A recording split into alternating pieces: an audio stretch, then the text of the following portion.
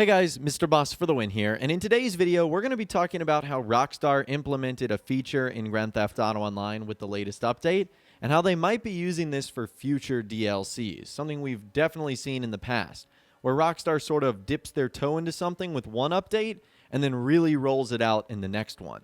So we'll be actually hearing from Rockstar Games insider TesFun2, as he's discovered evidence of Rockstar doing this, and so it's very likely we'll see this in the biggest Heist update ever, which again will be coming later this year.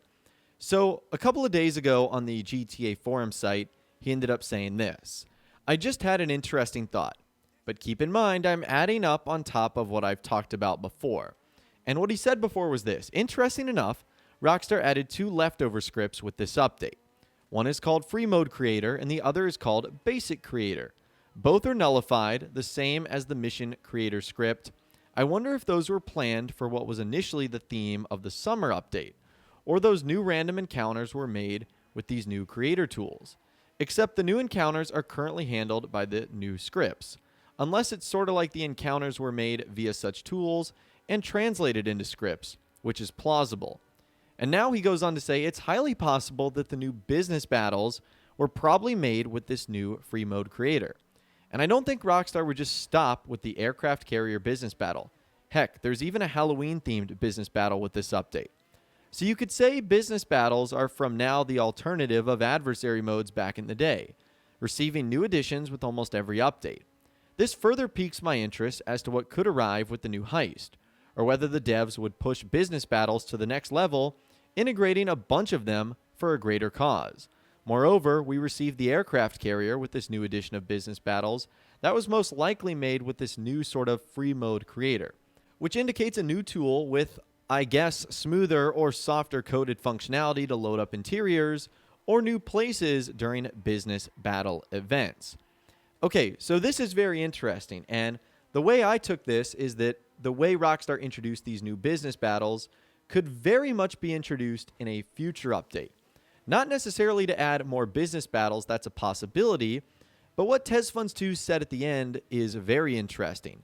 The ability to load up new interiors or new places more smoothly. And as you guys know, Rockstar in the update that will be coming out later this year have confirmed that it's going to be a new heist and an entirely new location. So because of that, would Rockstar use this brand new tool to be able to get us to a new place or load up a new place a whole lot easier? Because the aircraft carrier is located like way far out in the ocean. So Rockstar has to load that in. And when you get closer to it, that's when you start to see the interior pop up. So it could be for something like that. Rockstar, for whatever reason, could love the idea of business battles and decide that's the thing like they want to do forever now.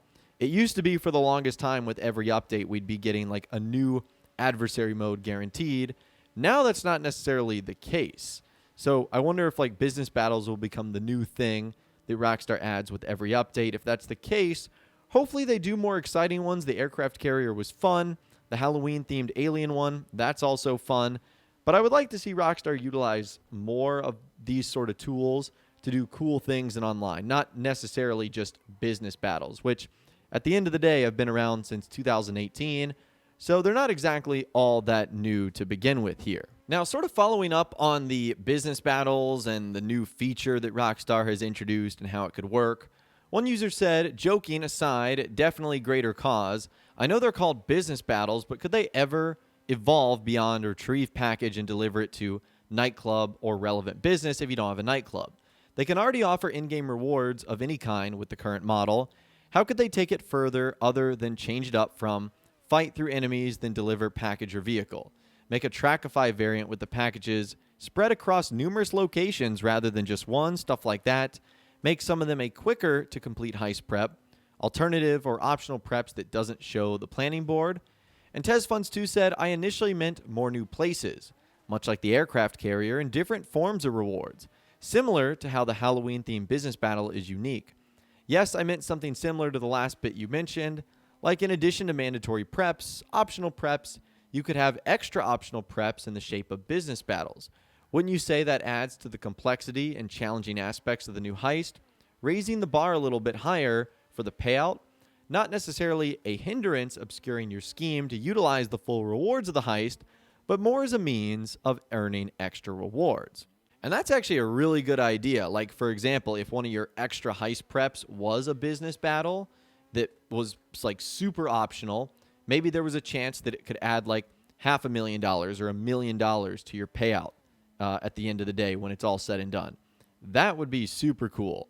So I do love the idea of messing with the business battles, the new things that Rockstar have added, and how they could ultimately improve those to make the heist that we're going to be getting later in this year a whole lot better. So just something to think about right there. There was more follow-up on the idea of heist and how Rockstar might do them in the future.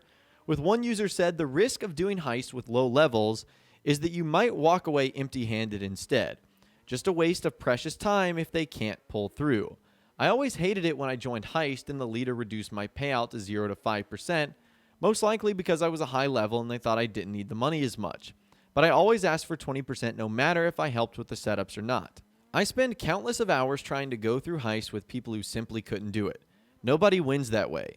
If you're good at something, charge accordingly and everyone can walk out away with something. I definitely want to see some sort of fixed payout system or maybe a function where you can debate your fee or join on call from there. It would save a lot of players a lot of time. And TezFunds2 said, sorry, I didn't state it before, but I'm referring to the Diamond Casino heist. Joining the finale is a click of a button, and by a higher cut, I meant more than 10 or 15 to 20%, as these are the minimums and most common. I'm mostly referring to players who ask for more than 20%. I wouldn't mind giving them higher cuts than usual when I skip all the optional heist preps. You could say that's what the skill and experience of a higher level player is needed for. But when I do all the optional heist preps, I don't think there's much reasonable grounds to ask for such higher cuts. I doubt most even bother calculating the risk factor. Just straight out ask for a higher cut. Anyhow, I agree with the latter suggestion.